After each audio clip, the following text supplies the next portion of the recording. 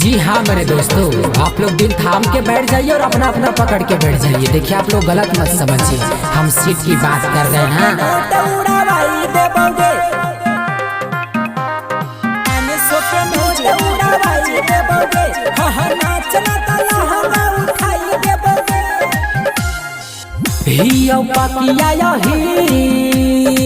कदे वो ढोढ़ी गहीर हियो पकिया यहीर कदे वो ढोढ़ी गहीर समियाना में हम गोली चला वही देबोगे वही देबोगे वही देबोगे। नाचना तो घघरी उठाई देबोगे, 500 के नोट लुटावाई देबोगे। हाँ नाचना तो घघरी उठाई देबोगे, 500 के नोट लुटावाई देबोगे। यादव जी के टोला है, यहाँ रंगदारी नहीं चला, ठीक है।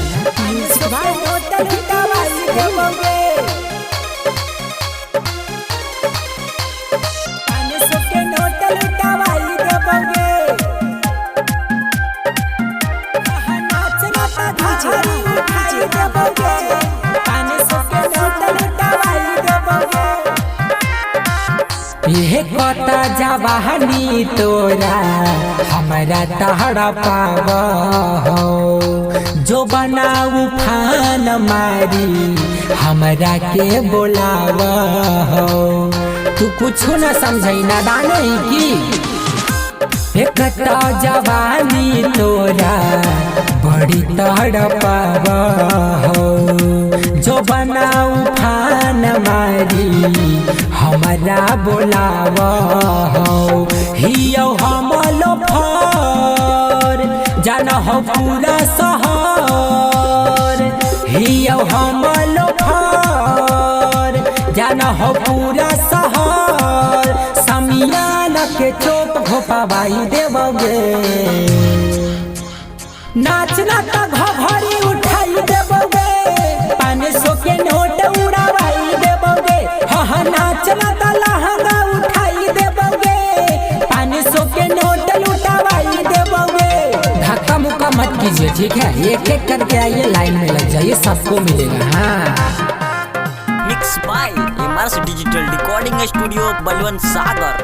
500 के नोट उड़ावाई देबोगे, हाँ नाचना तो लहंगा उठाई देबोगे।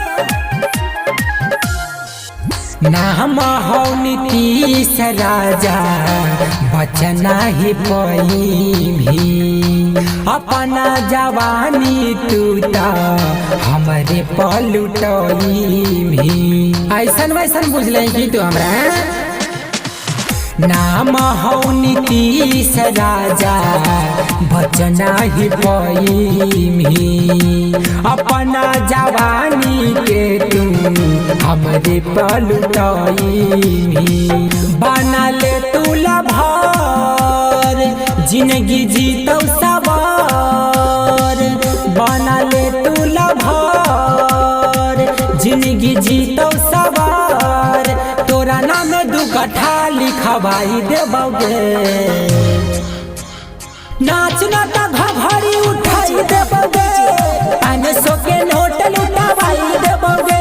हाँ नाचना तो लहंगा उठाई देबोगे, 500 के नोट लुटावाई देबोगे।